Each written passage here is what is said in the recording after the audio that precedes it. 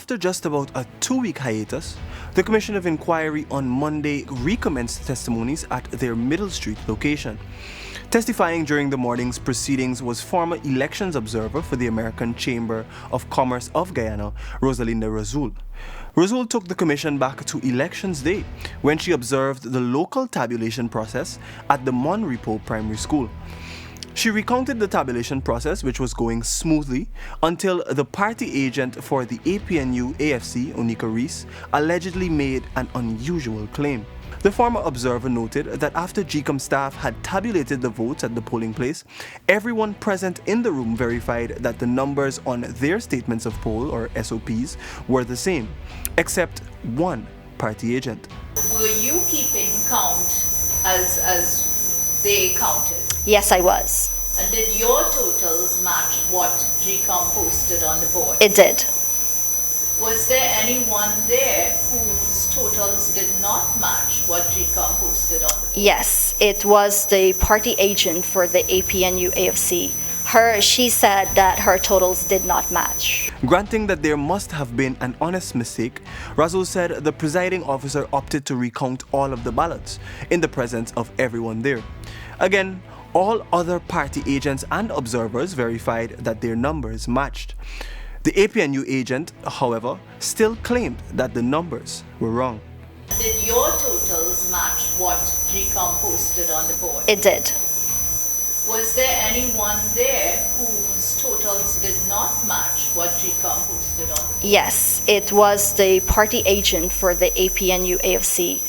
She said that her totals did not match. Pointing towards the days following Elections Day 2020, the former AmCham observer corroborated the stories told in the earlier days of the CoI. Recounting the events of March 5, 2020, Razul recalled the institution of the Spreadsheet method, which has come to be known as the mechanism in which an attempt was made to rig the 2020 general and regional elections. Razul pointed out that she personally made an attempt to have a copy of the spreadsheet that was being projected, so she would be able to adequately and efficiently follow the process.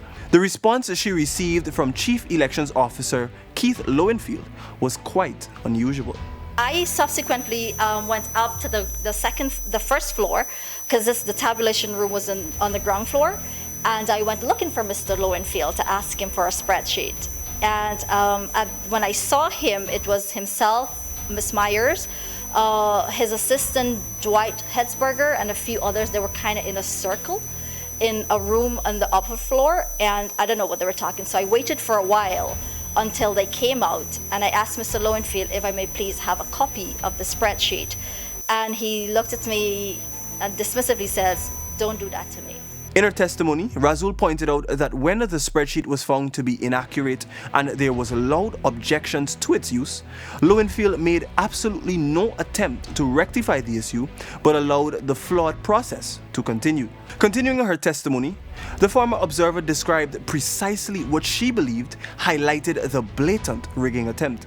After the tabulation process was moved to GCOM headquarters on High Street, and returning officer for District 4 Claremont Mingo was forced to display the SOPs he was calling from, Razul said she identified a bizarre attempt to alter the numbers on the documents being projected. The SOPs, and I'm saying that again very cautiously, had markings on them, and I saw most definitively that the numbers for some of the SOPs for APNU was scratched with a higher number handwritten on it, and the numbers for the PPP were scratched with a lower number on it.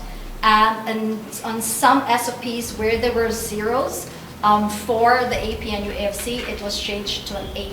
The former observer said that her team meticulously documented each of the numbers and concluded that 84 of the about 170 SOPs called by the GCOM officials during the verification process were inaccurate. The CoI team also visited the Ashman's building for a first-hand view of the layout and to understand the events that took place. The Commission of Inquiry was set up by His Excellency Dr. Mohammed Irfan Ali to inquire into the events surrounding the March 2, 2020 general and regional elections.